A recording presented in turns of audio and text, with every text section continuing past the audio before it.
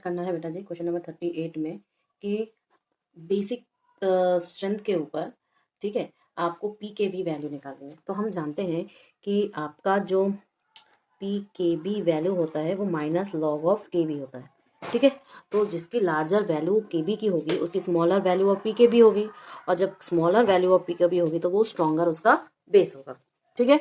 तो हम ये कहेंगे कि 10 लार्जर वैल्यू ऑफ आपका K B smaller is the value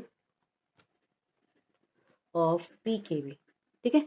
और इसी वजह से and therefore stronger is the base, stronger is the base, ठीक, बेस उसका स्ट्रॉन्गर होगा। अब अगर ऑर्डर ऑफ अरेंजमेंट करें तो इसके हिसाब से तो हमारे पास CH3 ट्वाइस NH होगा सबसे ज़्यादा, उसके बाद किसका होगा बताओ, उसके बाद आपका हो जाएगा CH3 NH2 CH3 थ्राइस, ठीक है। उसके बाद आपका किसका हो जाएगा C6H5NH2, ठीक है, C6H5NH2। अब ये तो इनकी स्ट्रेंथ हो गई, तो इंडक्टिव इफेक्ट के वजह से होता है, तो हम लिख देंगे the basic strength of amines. देखो ऐसे क्वेश्चंस जो आते हैं ना वो झट से हो भी जाते हैं मैकेनिज्म को छोड़ के, तो depends on the inductive effect, inductive effect as well as steric hindrance, ठीक है, steric hindrance, hindrance of alkyl group, ठीक है। तो इसके वजह से आपका जो CH3 ट्वाइस NH है, या जो हम कह सकते हैं कि एक सेकेंडरी अमीन है, स्मॉलेस्ट वैल्यू ऑफ PKB होगा। तो हम कहेंगे कि हेंस आपका CH3 ट्वाइस NH ये क्या है, आपका सेकेंडरी अमीन है, सेकेंडरी अमीन है, तो इसका क्या होगा smallest value of PKB, smallest value of PKB small p, ठीक है।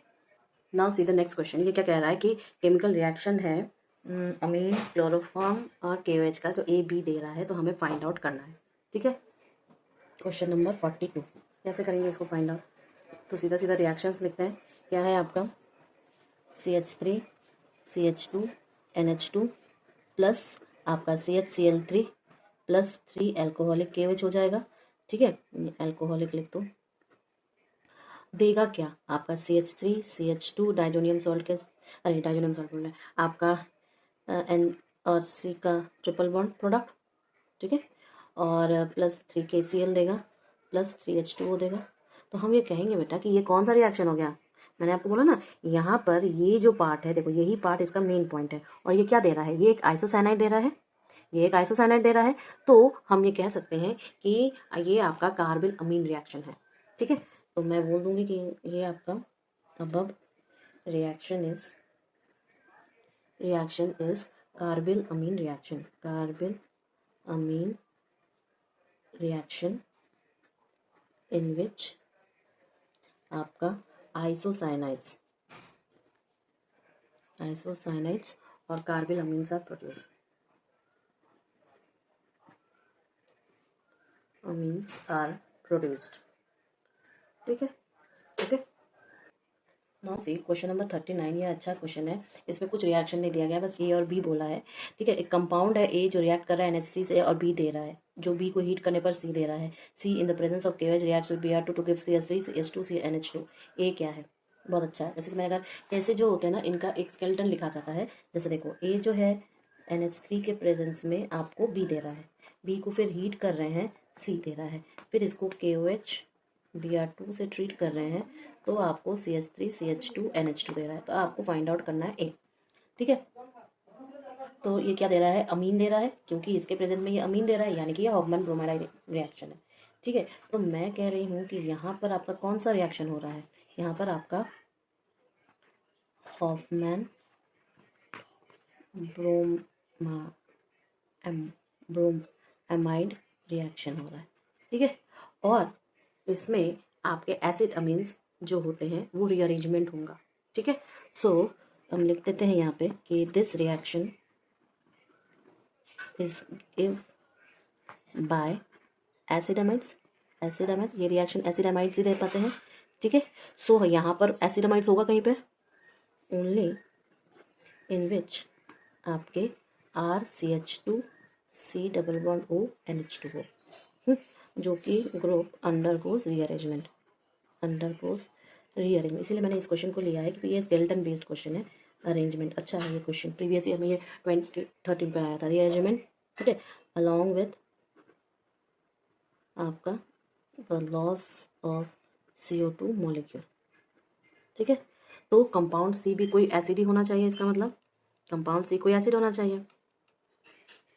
सो हम कह सकते हैं compound C must be acid amide, कोई एसिड एमाइड होना चाहिए, ठीक है, विथ थ्री कार्बन एटम का होना चाहिए।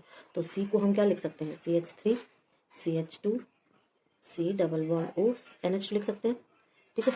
और सभी ऑप्शंस में से ए जो है एक एसिड है और ये फॉर्म कर रहा है एसिड एमाइड्स जो कि NH3 से रिएक्ट कर रहा है, यानी कि ए कोई क्या होगा, इसका मतलब ही है कि ए कोई एसिड होगा जो कि रिएक्ट कर रहा है आपके NH3 के प्रेजेंस में, तो आपको एसिड एमाइड दे रहा है, ठीक है, यही कह सकते हैं।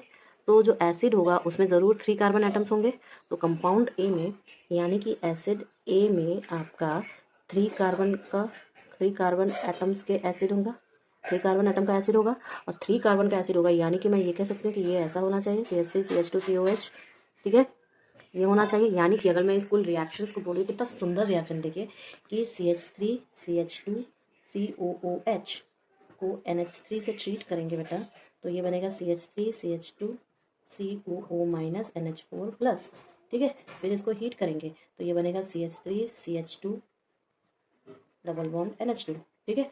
फिर इसको किससे ट्रीट करेंगे, KOH और Br2 से, हॉफमैन के लिए हॉफमैन ब्रोमाडाइड रिएक्शन, ठीक है। तो ये हो जाएगा CH3 CH2 NH2। क्लियर है, हो गया ना।